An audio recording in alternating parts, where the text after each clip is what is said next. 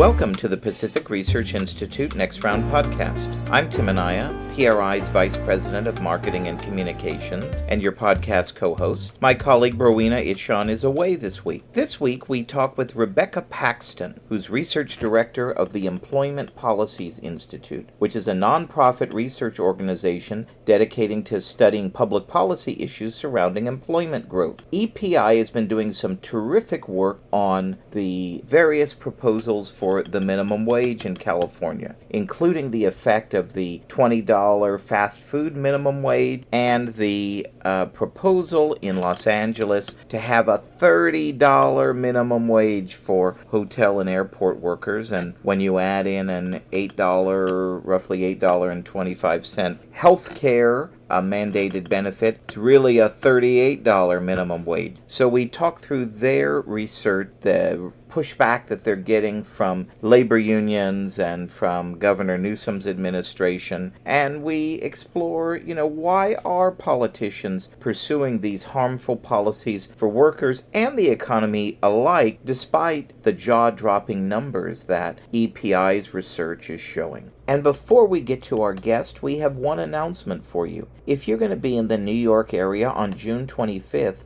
join PRI for our inaugural Milton Friedman Dinner, which is a roast and toast honoring Mark Cunningham, the executive editorial page editor of the New York Post. It'll be a fun event featuring Larry Kudlow, the host of Kudlow on Fox Business, and the previous director of the National Economic Council under President Trump, Betsy McCoy, who's a well-known political commentator, constitutional expert, regular Fox News guest, former Lieutenant Governor of New York and healthcare expert, and Bill McGurn, who's a member of the Wall Street Journal editorial board, and he writes the weekly Main Street column. It's going to be a fantastic dinner, and if you're interested, go to pacificresearch.org/events to learn how you can buy tickets. So after the break, please join us for our conversation with my colleague Matt Fleming and Rebekah Paxton from the Employment Policies Institute. Thank you for joining us. We'll get back to Next Round in just a moment, but first, are you getting PRI's regular email updates? If not, go to pacificresearch.org and click the sign up button at the top of the page to get the facts you need to fight back delivered every week to your inbox. Every week, PRI sends you what you need to know about what's going on in Washington, D.C. and Sacramento, and gives you the free market ideas needed to save our state and our nation. By going to pacificresearch.org and clicking the sign up button, you can sign up to have Policy Alert, our weekly roundup of all the best ideas from PRI scholars delivered to your inbox. Or you can sign up for event updates, so you're the first to know when PRI is coming to your community with great events. So sign up now at pacificresearch.org and click the sign up button at the top of the page to get PRI's content delivered to your inbox each week. Rebekah, welcome to Next Round Podcast. Thank you so much for having me. Well, we're so pleased to have you on this week to talk about all the terrific work that Employment Policy Institute is doing in California and other states, but really here in California, to talk about all of these misguided minimum wage policies that are popping up, particularly at the local level. So before we get into talking about some of your research, for our listeners who may not be familiar with your organization and what you're doing, tell us a little bit about your organization and your research focus, and how can people follow your work? Sure. So Employment Policies Institute has been around for 3 decades, more than 3 decades, providing research on how mandates like the minimum wage most often, but also employer-provided benefits, scheduling, and other laws affect employment and affect well-being, not only of the businesses across the country, but also the employees themselves. And so I've been at EPI roughly 5 years now as research director, and my focus has really been on bringing a lot more economic data and analysis of the consequences that come to pass when, the minimum wage and other similar laws are enacted. So it's been a really exciting, eventful tenure so far, and it's something that I'm very passionate about. We issue new research every week on our blog, minimumwage.com, and you can also find us online at epionline.org, and our socials are Employment Policies Institute. We are on X, we are on Facebook, we are on Instagram, so you can find us there. So, Rebekah, I actually ran across your work. I was recently getting an MBA, and we were looking into the fast food minimum wage law in California, and that's how I became familiar with your work. First, let me just say thank you for your focus on California. We need all help we can get out here analyzing some of these policies. But you all made a pretty big splash with your research on a recent law to increase the minimum wage for fast food restaurants to $20 an hour. And in the work, you made two really important findings in your research. So first one was the impact of the minimum wage on employment. For our listeners who may not have read your paper, what did you and your research team find that the impact will be on employment? Sure. So when we were looking at this issue, we wanted to take a look at what is the best available data on California fast food. There's a lot of data sources that people are quoting, the governor, other academic outlets, other journalists. And so we really wanted to set the record straight on what is the data we should be focusing on and what actually measures what's happening in fast food versus what's happening in other industries that are not related to the $20 minimum wage. And that's a really important point that we've run into in the last couple of years. So the Bureau of Labor Statistics publishes jobs data through its quarterly census of employment and wages. And that data is really important because it actually covers 95% of all employers. So it's mandated reporting for unemployment insurance purposes by all employers. It generally covers, like I said, about 95%. Usually there's a little bit of fluctuation because employers sometimes miss the deadline or need to catch up on their reporting, but it's the most comprehensive source to understand what's going on in payrolls and employment in real time. And actually, even the University of California, Berkeley's Labor Center, who has contradicted us a lot on research and come after our research a lot, but they actually agree, and they called this data source the near universe of data on employment. So that's why we prefer it. We really wanted to hone in on this data source. And what we found that it says is that in our latest report at the time of publication, California had lost over 16,000 fast food jobs. Again, those are limited to what the Bureau of Labor Statistics called limited service restaurants, so counter service fast food restaurants. And so California lost over 16,000 fast food jobs in 1 year since the law was passed in the fall of 2023. That's almost a 3% drop in employment. And we compared that to the year before, and we found that the year before the law went into effect, there was a 2.3% increase in fast food jobs. So, this isn't something that happens every year that, there's kind of seasonal downturns. This is very unique to the time period after the $20 minimum wage went into effect. California was responsible for 2/3 of all fast food job losses since AB 1228, that $20 minimum wage law, since it went into effect. So not only is California hemorrhaging jobs, they're also responsible for a growing national share of lost fast food jobs. And we also found this is unique to California's limited service. Full service restaurants have also lost some jobs, but California's job losses are exponentially higher. And so again, we find that this is a really unique situation that has happened because the $20 minimum wage went into effect. And it's worth pointing out real quick that this is something that people might not be paying attention to, but the minimum wage in California in general has substantially increased over the last few years. I've been in California since 2012, and I believe in that time it's increased 4 or 5 times. So not only were these fast food restaurant or fast food operators dealing with this particular law, but over the last decade, they had already been dealing with substantial increases. I believe it doubled in the last 10 years, something like that. That's exactly right. So businesses across the board in California have been subject to year after year price increases. So that's another thing, we've pointed out in past research as well, is fast food is struggling uniquely. Restaurants in general in California are struggling uniquely. In fact, in the last year, even full service restaurants have been saying that, tipping and issues specific to full service restaurants have also been increasingly bad. So California already has this kind of base level of bad policy that is hurting its restaurants, hurting the workers that work in those restaurants. But again, the data shows very uniquely that when the $20 minimum wage passed, there was this significant downturn specific to the fast food food industry. Now, the other interesting point in your research, and you always see when these policies are promoted, right, that we're fighting for the worker, we're fighting for the little guy. But you found that fast food minimum wage workers actually didn't fare very well under this proposal due to all the reduced hours that were,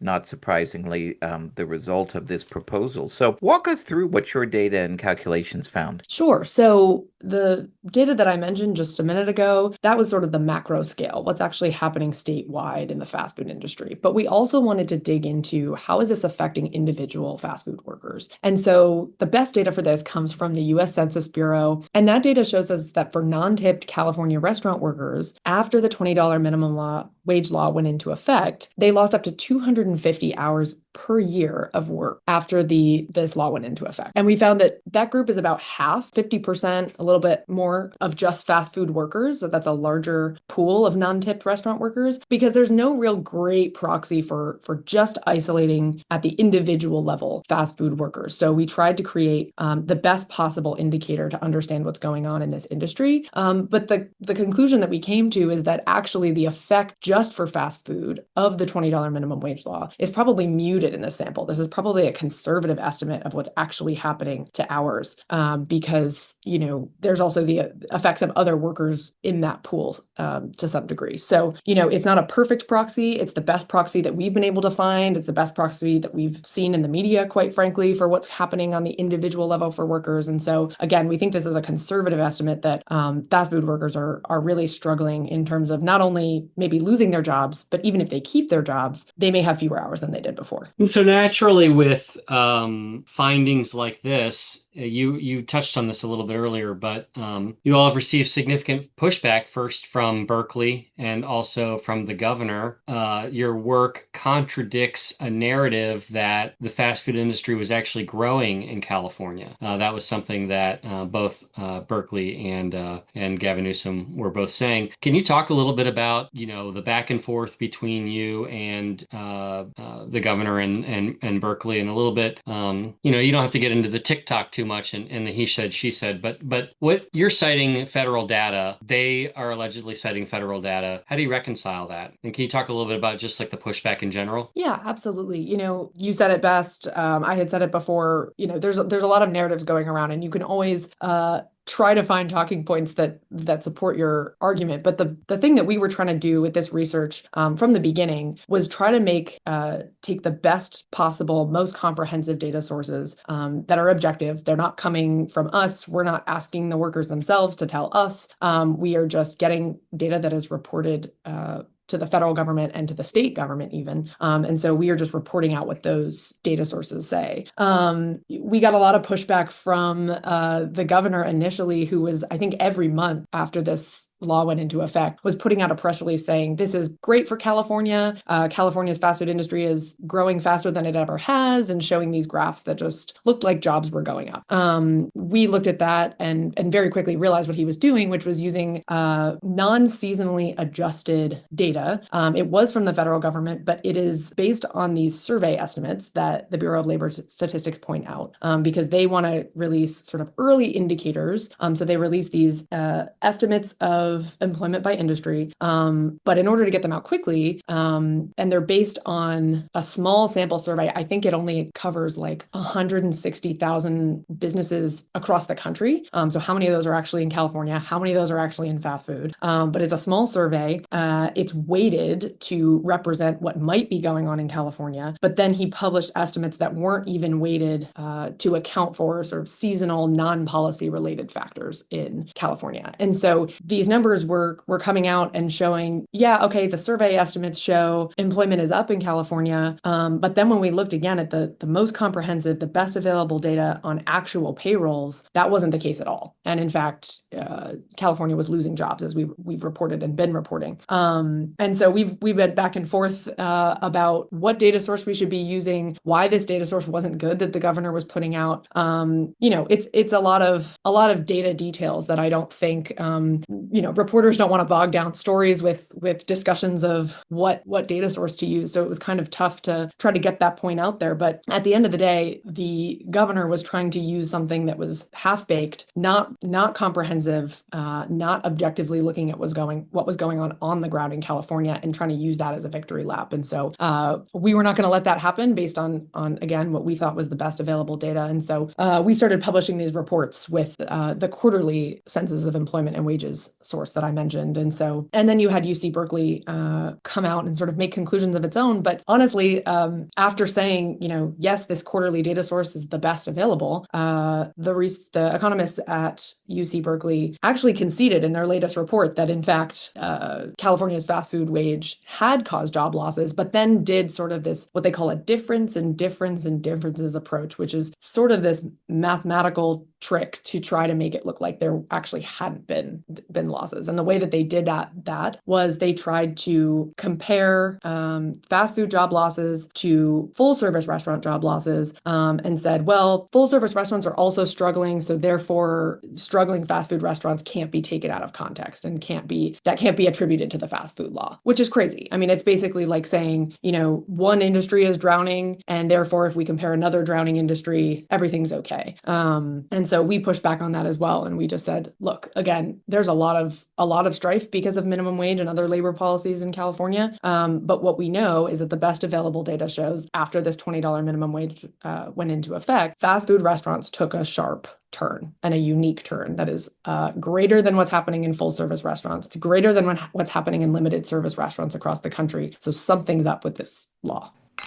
We'll get back to our great guest in just a moment. But first, are you following PRI on Facebook? By following PRI at facebook.com/Pacific Research Institute, that's all one word, you'll be the first to read free market ideas from PRI's terrific team of scholars on all the hot issues like education freedom, single-payer healthcare, crime, homelessness, green mandates like the ban on natural gas appliances, and more. Plus, when you follow PRI at facebook.com/Pacific Research Institute, you'll be the first to know when tickets go on sale for PRI's must-attend luncheons, dinners, and galas across the state. And you'll be first in line to secure your spot to hear great speakers like Michael Schellenberger, Gordon Chang, Steve Hilton, and many more. So go to facebook.com/Pacific Research Institute and follow PRI today so you'll be the first to know.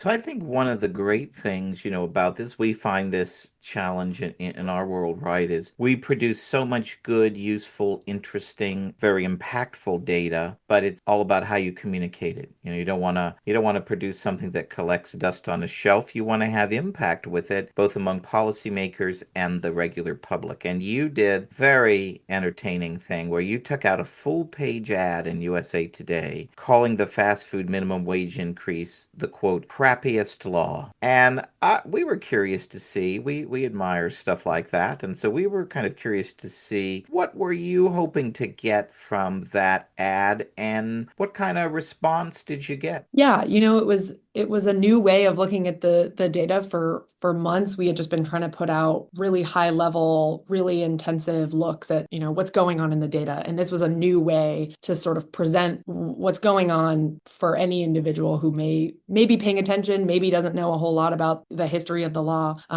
We thought that this would be definitely an eye-catching way of presenting that data. And so we were coming up on the 1-year anniversary of AB 1228. And we were wondering, how do we take stock of what's gone on in the last year? And a lot of advocates of the policy were saying, and do this with a lot of laws, they say, oh, it's been a year.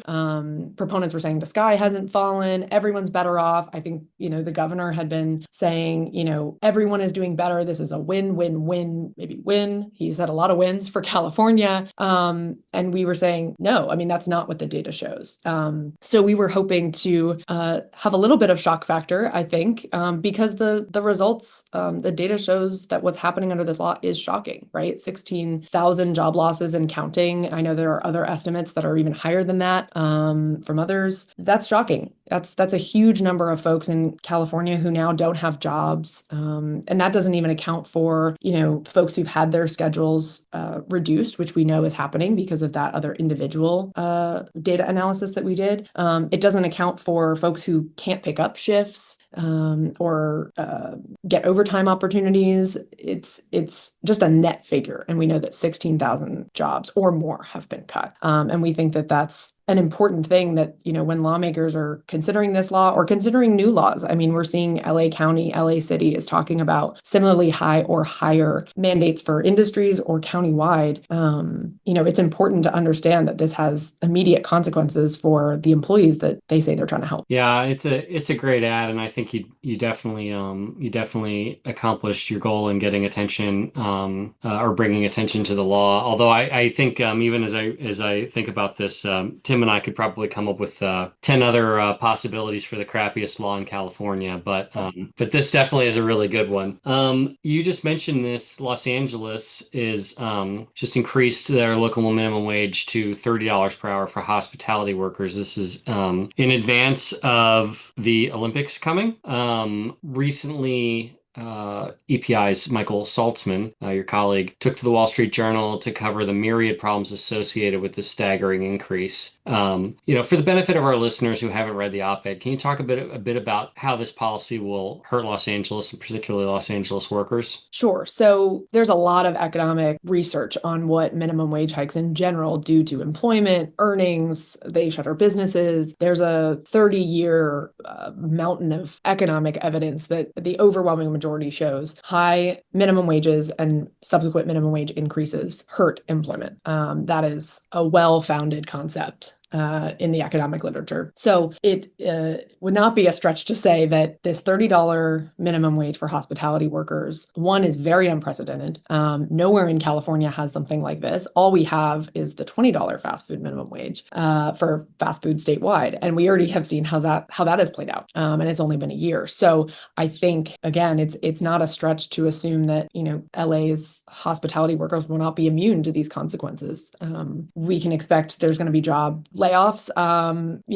With the Olympics coming, businesses are trying to invest in the area. I know several hotels have said they're now going to pull out of what they originally planned for building and for being involved in the Olympics prep. And they've cited the minimum wage law directly. I know that there was a new development that now is not going to happen because of this $30 minimum wage there. So we're already seeing maybe potential jobs that might have been created are gone, but the evidence also suggests that existing jobs will also be cut. And that's devastating for a community that's, one, gearing up for hosting the entire world, is going to be understaffed, and the workers that are there to support that community and support that major accomplishment are getting sort of slushed to the wayside because of this law. And so I think another takeaway is that the folks behind these wage hikes, labor unions, One Fair Wage recently, they don't have an economic precedent for these wage targets. There's a old video of when they were trying to enact the Fight for 15 several years ago. There was an operative by a labor union who was saying, we don't really have a reason for why we picked 15. It just seemed like the right thing to do at the time. I'm paraphrasing a little bit, but there's no modeling, there's no economic precedent for why they chose that number. And that continues to be the case because we just keep seeing the goalposts move.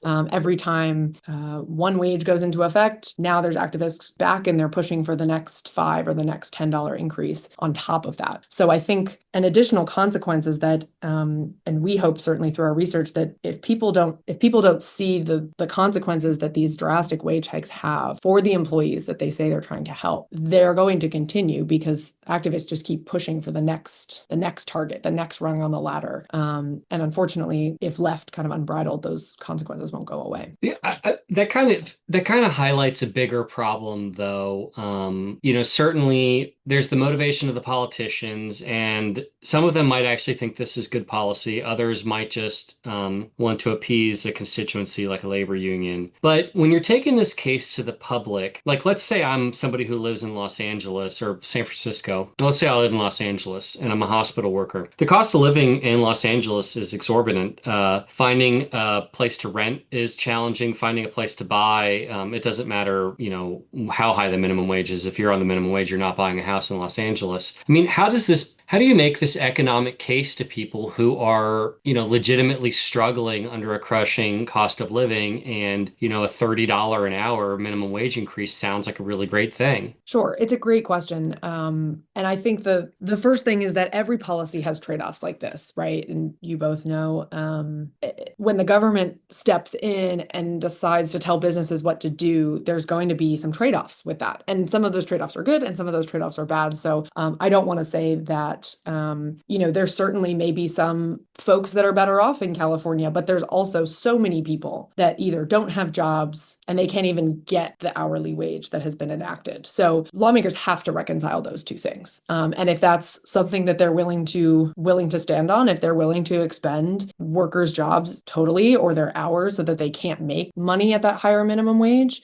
for a select few that get to keep their jobs and get to keep that higher minimum wage, that's something lawmakers have to decide. But I think there's a couple things, minimum wage, by ratcheting up the minimum wage, now you have this conundrum for employers. They can either hire more experienced, higher skilled folks who they don't have to train as much, or they can give more responsibilities to, instead of entry level younger workers with less skills. So it, on one hand, it sort of takes away these like entry level rungs to the workforce. So folks who want to start a career and hopefully, go up in the pay scale, they don't even have an entry point to the workforce. So it's blocking people out of the workforce entirely. It also, there's economic evidence to suggest that minimum wage hikes contribute to inflation, especially of those things that people need on a daily basis: food prices, rent prices, other things, healthcare. It creates additional burdens for employers to hire those people. Maybe they don't schedule them for the same amount of hours that they normally would without the minimum wage mandates. And that may involuntarily reduce folks to go part-time when really they need the full-time hours and qualify for healthcare. But again, there's also studies that show that minimum wage hikes contribute to what I said earlier, food prices, rent, things like that. And so in some ways, we also have to understand how are minimum wage hikes contributing to inflated cost of living and things like that in LA County.